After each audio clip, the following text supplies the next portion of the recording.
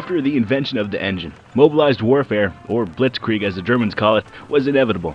It allows for quick attacks and reinforcement to any location. Furthermore, it strikes a beastly fear infantry haven't felt since the Romans fought Hannibal's elephants. The tools of a crewman aren't anything to be storming trenches or clearing buildings with. Traveling light in order to fit in tight spaces, both the tank crewman and the commander are outfitted with a sidearm as well as the standard frags, smokes, bandages, and their own personal set of binoculars. Only the commander carries a submachine gun as his primary weapon. He's better suited for directing his crew in the protection of the hull-casted armor, made possible by the miracle of modern manufacturing. The secret tool every crewman carries is the repair wrench. It can be used to fix internal components, such as the engine or tracks.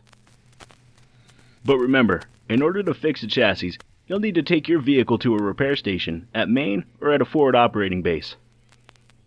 Whether you're in a lightly armored reconnaissance car or the Meadows equivalent of a battleship, communication is a necessity. Be sure to assemble your crew and coordinate who will be the driver, gunner, commander, and the hull gunner. Once you're set, utilize the compass in the bottom left of your screen to call out enemy contacts. Speaking of the devil, enemy logistics, 2 o'clock. That'll do it. Fast moving and easy to maneuver, an armored car is great for reconnaissance and engaging enemy infantry. Coordinate with the infantry sections and check the map for enemy infantry markers and scout vehicles. Use the map and visual contact to decide when and where to fight. If you see an enemy tank, no matter its size, find some cover or concealment to move through while you hightail it out of there. Armored cars have between 3 and 4 seats depending on the vehicle. Enter the driver's seat by pressing F1. You're capable of turning the engine off and on by using the E key. You should notice both an auditory change and a change in the engine icon in the lower right of your screen. As the driver, use the W and S keys to move the vehicle forward and backward. In order to turn, press the A and D keys. While driving around, don't worry about low bushes or fences. You'll knock through them like Superman through a brick wall. You can also scroll with the mouse wheel to lift up the hatch, thus increasing your visibility while driving. However, it's best to close the hatch once the enemy is spotted. It is your job to look out for the terrain and watch your speed.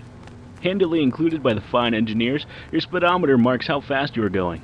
Be careful, choosing the wrong speed for the terrain can cause you to flip your vehicle. An armored car, like the T-17 Staghound, has both a main gun and a hull gun. Other vehicles, like a half-track, are only mounted with a machine gun. The hull gun of the T-17 can be entered by pressing F3. Mounted with a Besa MG, the seat allows you to engage enemy infantry and position it by moving your mouse. You can press Q to zoom in on the enemy and press R to reload. The main gun of the T-17, the 37mm M51 cannon, can be entered by pressing F2. You can also reload the coax gun by pressing R. Switch between armor-piercing and high-explosive rounds by using the number keys. To move the turret, use the W, A, S, and D keys. You can also zoom in and out by using the Q key. Armor varies by the type of armored car. Typically, the armor is lighter than a tank and takes less anti-tank shots before it's destroyed. Similar to other vehicles, the engine is also usually in the rear, and the crewmen sit in the vehicle just below the hatch or behind the gun they're seated in. As a good rule of thumb, the bigger the tank, the bigger the gun, but it will be slower and easier to be maneuvered upon. Thus, choose a heavier tank for greater damage and a lighter tank for speed. Perfect for infantry support, light tanks have a quick reload speed and are able to relocate quickly. Hitting and running is the preferred tactic. Better than the other tanks, a light tank can be used cautiously and for short periods of time in urban environments. Stronger and more versatile than the light tank is the medium tank. They're designed, and should be used, for tank versus tank combat. Equipped with the Goldilocks combination of armor and firepower, they can outgun light tanks and outmaneuver heavy tanks. But if maximum firepower and sheer terror are your aim, go with the heavy tank. Each round you send down range is unmatched, but with great power comes a grave cost. Without the speed or maneuverability of the light and medium tank, it is best to have a lighter armored vehicle as a supporting element. Their job will be to deal with the enemy infantry and armored vehicles, so you can focus on the bigger fish. Always remember to make good use of those treads and move around from time to time. Heavy tanks have a large profile, which makes them easy to spot and call in air and artillery support on. Despite these differences, all enemy tanks are marked with the same symbol on the map. Tanks usually have 4 seats, one for the driver, the commander, the hull gunner, and one for the main gunner. The controls and interface for the driver, hull gunner, and main gunner in a tank would be familiar to any crew from an armored car. By pressing either the A key or the D key, the driver can rotate the entire tank without having to move forward or backward. Keep this in mind when making those fancy turns. Additionally, the commander seat, which can also be found in some armored cars, is essential for any tank's teamwork. Hop into the seat with F4. Now you can give out movement and attack orders with ease. Moreover, a crewman in the commander seat is able to open the hatch by scrolling with the mouse wheel for better observation. From there, the commander is able to use their binoculars by pressing Q.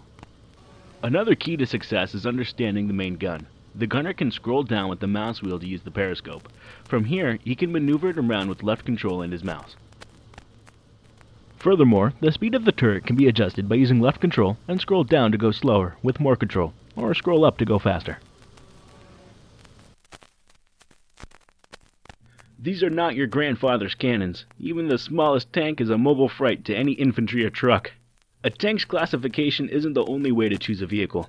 More importantly is understanding what cannon it comes equipped with, because crewman coordination and the size of the projectile often dictate the outcome of tank encounters.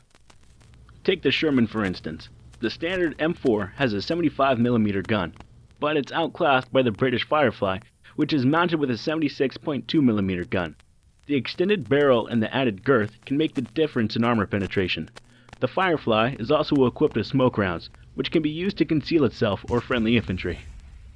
Another point to consider is the type of rounds the tank utilizes.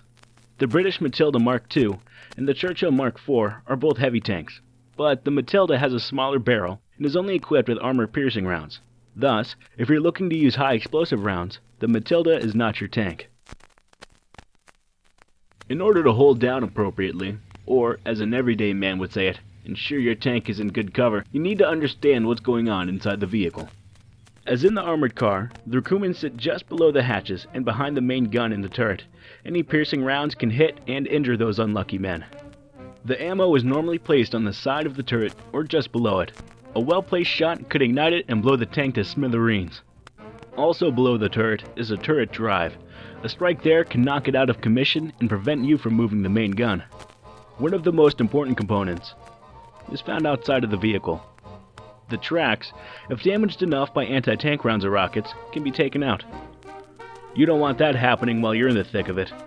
If a round strikes the engine, or if an anti-tank grenade is used on it, it can disable and stop you dead in the water. Additionally, rounds that hit perpendicular to the armor have a greater chance of penetrating. When you are hit, no need to leave the vehicle. You can press X and bandage yourself from inside. To prevent the enemy from hitting your vehicle's weak points, be sure to place the hull behind a wall or berm and the rear up against cover. This can prove difficult depending on the size of the tank. Yet, a self-propelled gun or tank destroyer like the German Stug 3 typically doesn't have a rotating turret. This reduces the vehicle's profile, but can make it more difficult to position that tank-busting cannon. Proper coordination with the infantry will give you the upper hand on enemy armor. Be sure to communicate and use shock and awe to seize the day.